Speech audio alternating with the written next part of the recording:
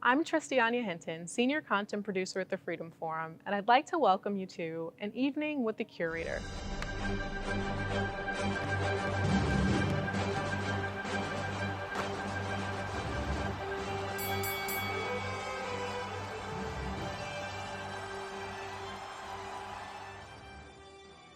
We'll start the program by taking you on a tour of our latest exhibit, Fair Play, Athletes Speak, Assemble, Petition for Freedom, here in Terminal A's historic lobby at Reagan National Airport. If you are traveling this summer, you can also see this exhibit at Dulles Airport at the B. Gates Concourse. Tonight, we're going to dig into the stories of athletes who have used their platforms to shine a spotlight on injustices and, in some cases, helped move the country forward. From Jackie Robinson to Wilma Rudolph, Billie Jean King to Colin Kaepernick, athletes across time and issues have used their First Amendment freedoms of religion, speech, press, assembly, and petition to make change on and off the field. We're going to start by taking a look at the civil rights movement and how a handful of athletes took stands that opened doors across society. In 1947, Jackie Robinson broke Major League Baseball's color barrier when he joined the Brooklyn Dodgers. He endured racist treatment from fans, coaches, the media, and other players, including some of his own teammates who petitioned to keep team owner Branch Rickey from hiring Robinson in the first place. Hotels and restaurants refused to serve him, and through it all, Robinson not only persevered, but he shone on the field. I'm going to throw it to my colleague, Carrie Christopherson, Vice President of Engagement and Curator of the Museum Collection, who's going to talk more about Robinson's rookie season and how it is highlighted in our permanent collection. Thanks, Tristiania. In April, when Jackie Robinson first entered the Major League, a black newspaper, the Washington Afro-American, highlighted his first day on the job with a red headline.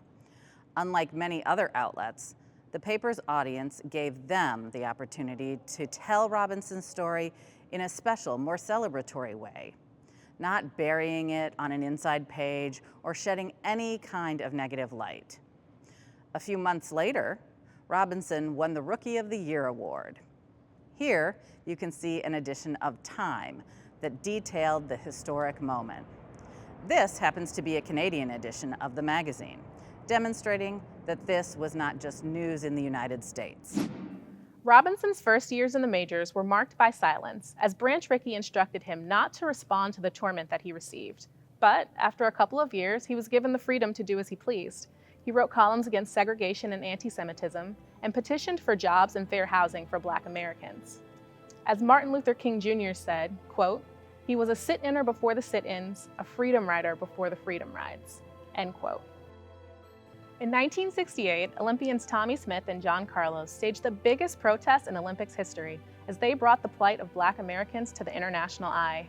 In the iconic photo from the Mexico City Games, you can see the gold and bronze medalists raise fists, a sign of strength and unity in the Black community.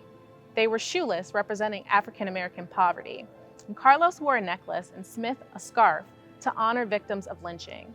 The pair was booed from the stadium, expelled from the Olympics, and subjected to death threats when they returned to the States. But both men have continued to challenge inequality throughout their lives. Smith and Carlos weren't the first Black Olympians to use their fame to make an impact. Track star Wilma Rudolph played a critical role in efforts to desegregate her hometown after the 1960 Olympics. Clarksville, Tennessee planned a parade to honor Rudolph after she won the 100 meters at the Rome Olympics, but she refused to attend if the event was segregated. Her parade was the city's first integrated event. Around the same time, basketball star Bill Russell used his prominence as a member of the Boston Celtics to fight back against racism. He and his Black teammates boycotted a 1961 exhibition game after they were denied service at a restaurant in Lexington, Kentucky. Fun fact, Russell became the first Black coach in the NBA in 1967, while he was still playing.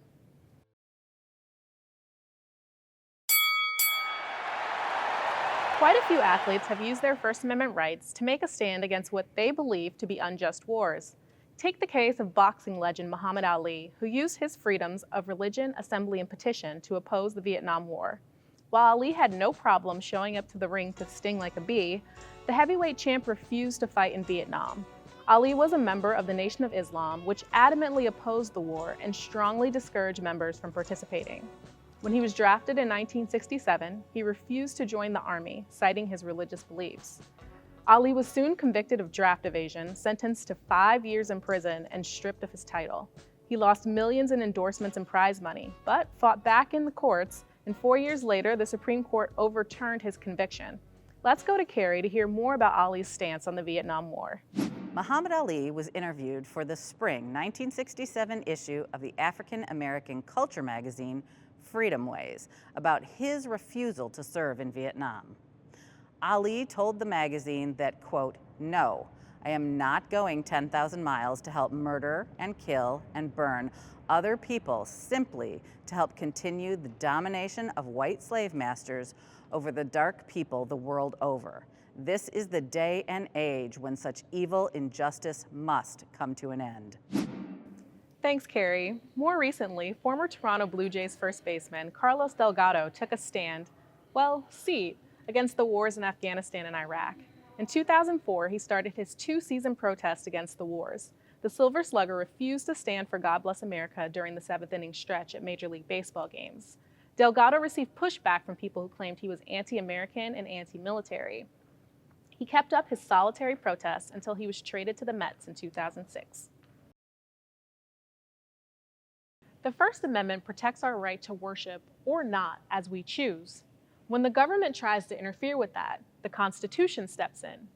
But what about when we're expressing our religious beliefs at work? NFL quarterback Tim Tebow made headlines and became an internet sensation after kneeling in prayer before games and after scoring touchdowns. It stirred up a lot of conversation about what place religion has in public life.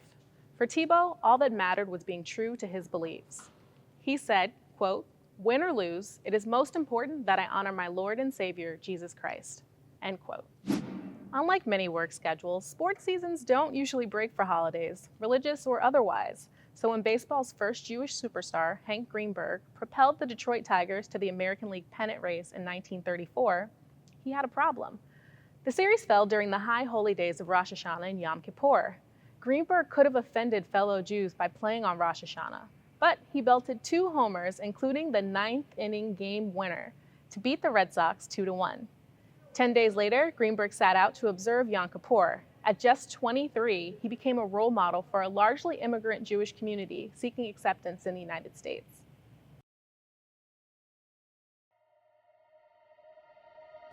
"2020 saw another wave of protests after the police killing of George Floyd and shooting of Jacob Blake. Here, the exhibit moves in today's most urgent social justice movement as the nation comes face to face, again, with its intrinsic systemic racism.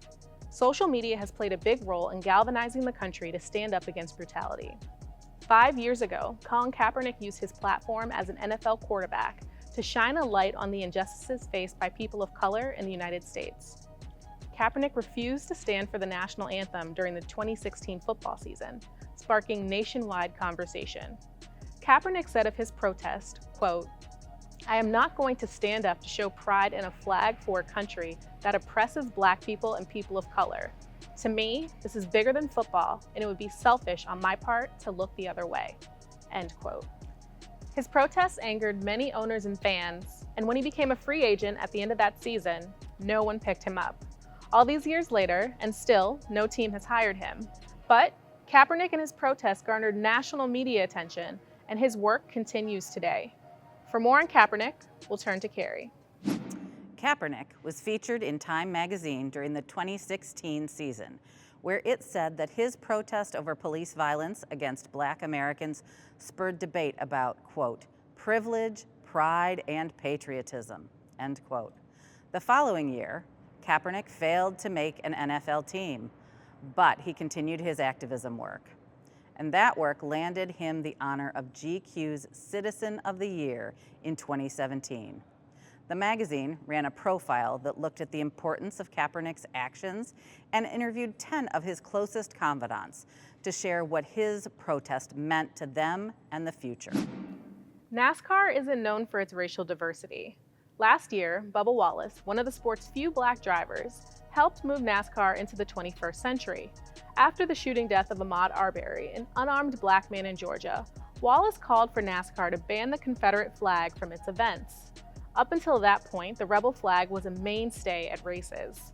NASCAR eventually answered the call to ban the flag, 2 days after Wallace became the first black driver in 50 years to win a top race. Basketball superstar LeBron James has been at the center of recent athlete activism since the shooting death of Trayvon Martin in 2012.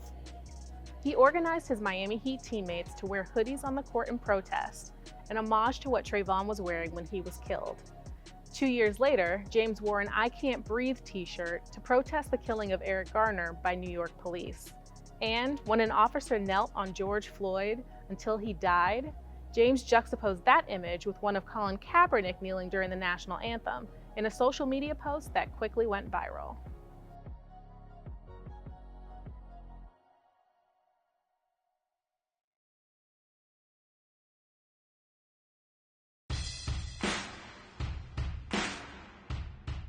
Much like the fight for racial justice, sports have played an important role in LGBTQ rights as well. Decathlete Tom Waddell threw himself into sports as a teen to overcome fears that he was gay. After competing in the Olympics, Waddell decided to launch a gay Olympics, but he was sued over the use of the word Olympics. He fought to use it on free speech grounds, but lost in the Supreme Court. However, that didn't stop him from putting together a games specifically for gay athletes. Carrie has more information about the Gay Games. This is the program that was handed out at the first Gay Athletic Games, which was held in San Francisco, California in 1982. Tina Turner opened the event. Today, the Games draw more than 10,000 participants each year. Because of the lawsuit that said Waddell couldn't use the word Olympics, there were a number of last-minute changes that needed to be made to the content used in this program book. Waddell also marched for voting rights in Alabama and supported Tommie Smith and John Carlos's protests at the 1968 Olympics, where he placed 6th in the decathlon. While there have always been gay athletes, there hadn't been any who were open about their sexual identity in the men's Big Four, baseball, basketball, football, and hockey, until 2012, when NBA player Jason Collins came out. For more on his story, we'll go back to Carrie. In 2013, Collins was featured on the cover of Sports Illustrated magazine, talking about his journey coming out as a pro athlete. Collins said, quote, "I didn't set out to be the first openly gay athlete in a major American team sport, but since I am, I'm happy to start the conversation," end quote. He played the following season for the Brooklyn Nets, where he wore the number 98 in tribute to Matthew Shepard, a gay man who was murdered in 1998 in Wyoming. Protesting discrimination in sports has almost always fallen on the shoulders of the athletes who experienced it firsthand. Roberto Clemente was an Afro-Latino baseball star who was discriminated against not only because he was black, but because he was Puerto Rican. White sports writers mocked his accented English. Restaurants in the South refused to serve him, but Clemente spoke out against racism. He also spoke Spanish during an interview after he won the MVP of the 1971 World Series. Clemente opened the door for Latino players in Major League Baseball. Speaking of breaking down barriers in baseball, former Major Leaguer Curt Flood's protest of his team's plan to trade him ended his baseball career, but laid the foundation for today's free agent market. Flood was an all-star center fielder for the St. Louis Cardinals who wrote a letter to the baseball commissioner in 1969 protesting his trade, saying, quote, "After 12 years in the major leagues, I do not feel that I am a piece of property to be bought and sold irrespective of my wishes," end quote. Flood sued MLB and lost, ending not just his career, but his relationships with many former colleagues as he was shunned by the baseball community. However, his suit laid the foundation for players' rights, including having some say over where they go and what happens next in their careers. In the 1970s, tennis star Billie Jean King protested that she wasn't paid as much as her male counterparts. The US Open heard her loud and clear and has paid champions the same since 1973. That same year, King creamed former men's champ Bobby Riggs in the so-called Battle of the Sexes, a much-hyped match that highlighted the era's debate over equality for women. Here's Carrie with a bit more on that. Billie Jean King's 1973 straight-set victory over Bobby Riggs made the front page of New York's Daily News. She defeated Riggs 6-4, 6-3, 6-3 at the Houston Astrodome in this milestone battle. The U.S. Open remained the only Grand Slam to pay men and women equally until Venus Williams petitioned for Wimbledon to do the same in 2005. Williams won the Women's Championship in 2007, the first year men and women were paid equally. And soccer superstar Megan Rapinoe, along with her teammates, rekindled the fight for equal pay when they sued the U.S. Soccer Federation right before their 2019 World Cup win. The case was dismissed, but the team continues to fight for equality. That concludes the tour of the exhibit. We will now move to the live panel.